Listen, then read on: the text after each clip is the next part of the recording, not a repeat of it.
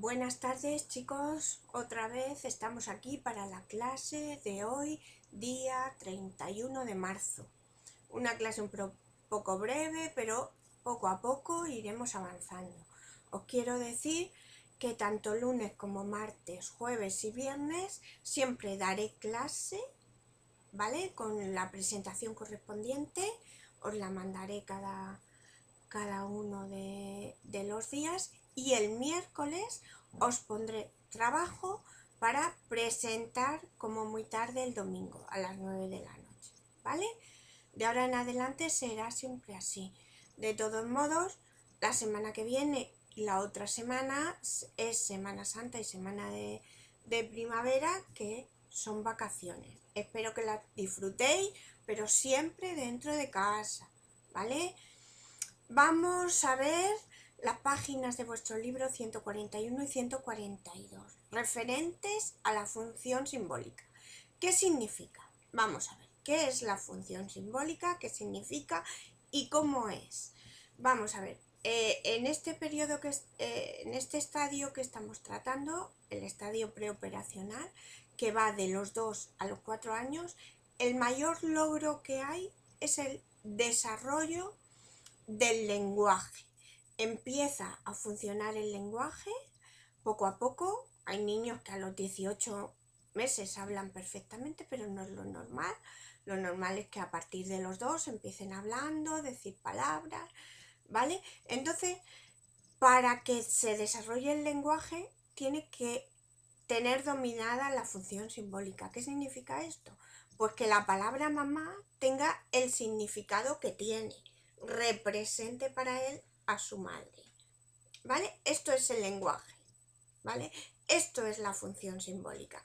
Dentro de la función simbólica hay dos apartados súper importantes, que es la representación y las manifestaciones de esa función simbólica. Cómo los niños expresan que ya tienen esa función simbólica, ¿vale?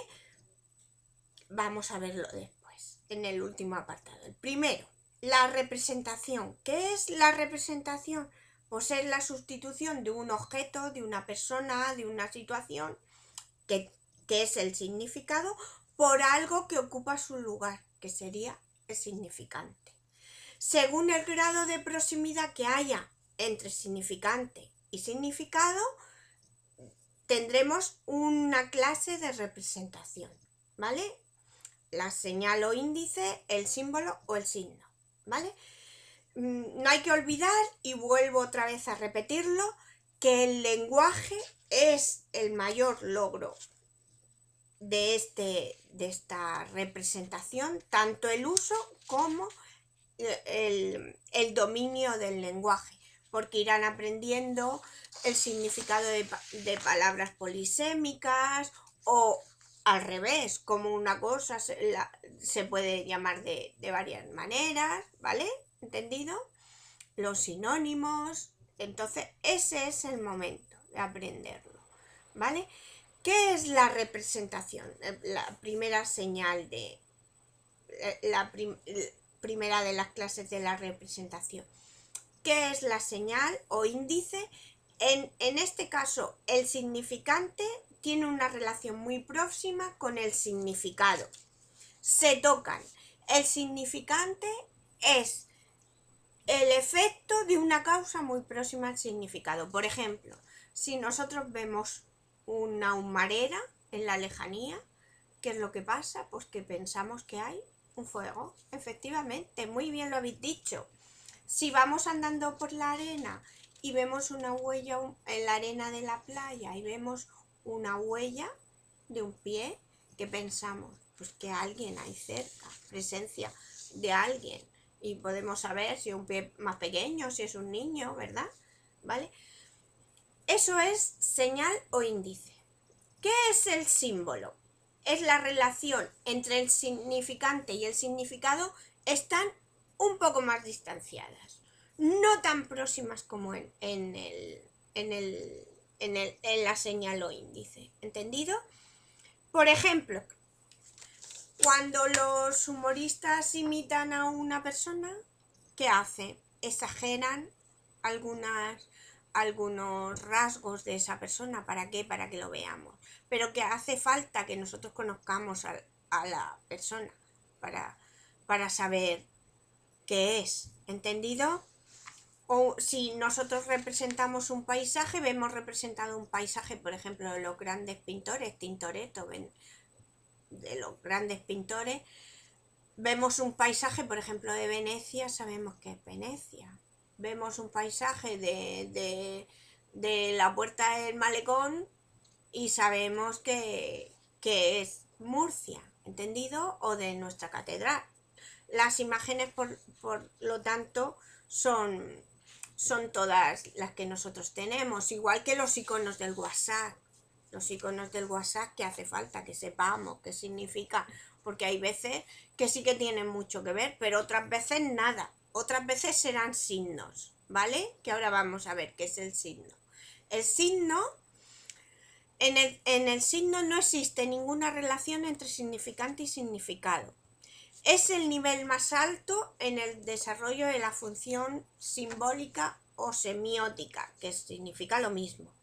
Y el mayor ejemplo de signo es el lenguaje, porque nosotros sabemos cómo se dice manzana en castellano, pero si nos lo dicen en tailandés, pues no sabemos, ¿vale? Necesitamos conocer aquel lenguaje para saber cómo se dice la palabra manzana. Sabemos cómo se dice en inglés, aunque nada más sea por el señor de la manzanita mordida, ¿no? O como se dice en francés, ¿vale? ¿Entendido?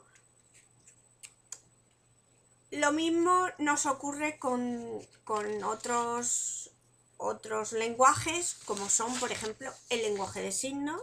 Se ponen delante de nosotros, se ponen a hacernos el lenguaje de signos, no entendemos nada si no conocemos ese lenguaje. O las señales de tráfico. Si nos ponen las señales de tráfico y no las hemos estudiado nunca, no sabremos, ¿entendido? Y otro ejemplo que os pongo también en la transparencia, en la presentación, son la barra de herramientas que tiene el Windows, el Word, perdón. ¿Qué pasa? Que si no sabemos lo que es grabar, que tenemos el disquito, si no sabemos lo que es la impresora, qué significa, bueno, a veces nos aparece el mensaje, ¿no? Nos pone imprimir, nos pone... cuando pasamos el ratón por encima de esa señal, ¿vale?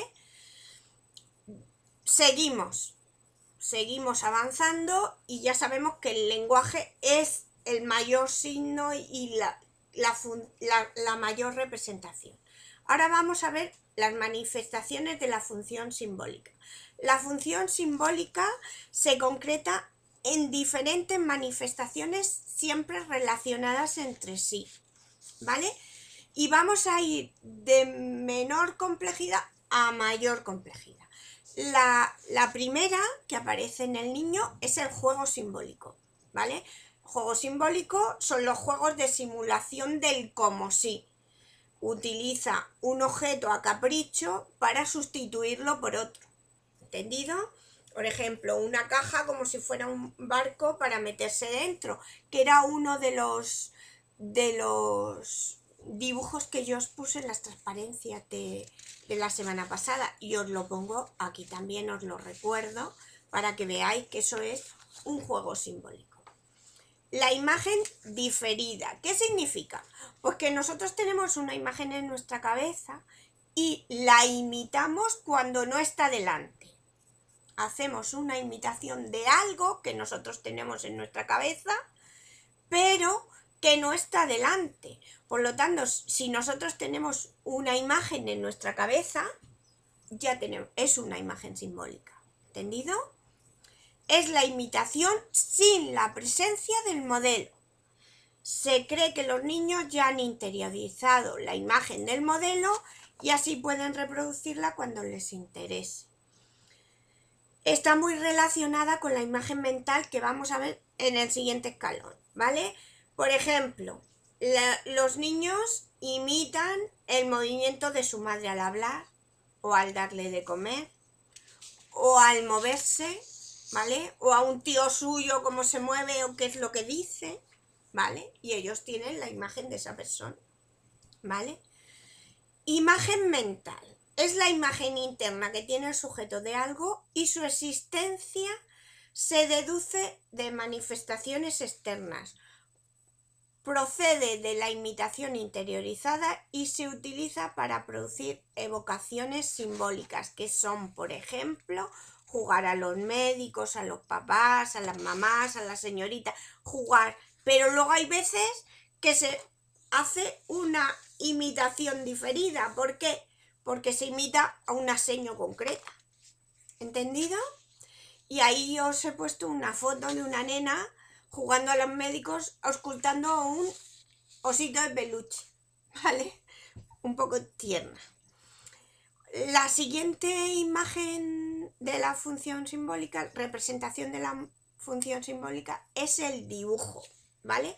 A través de él, los niños suelen representar la realidad, ya que es una imitación de la realidad que se inicia entre los 3 y los 4 años. ¿Por qué? Porque vimos, y os pongo el ejemplo de los renacuajos. ¿Os acordáis que antes eran bucles, eran garabatos desordenados, ordenados en bucle?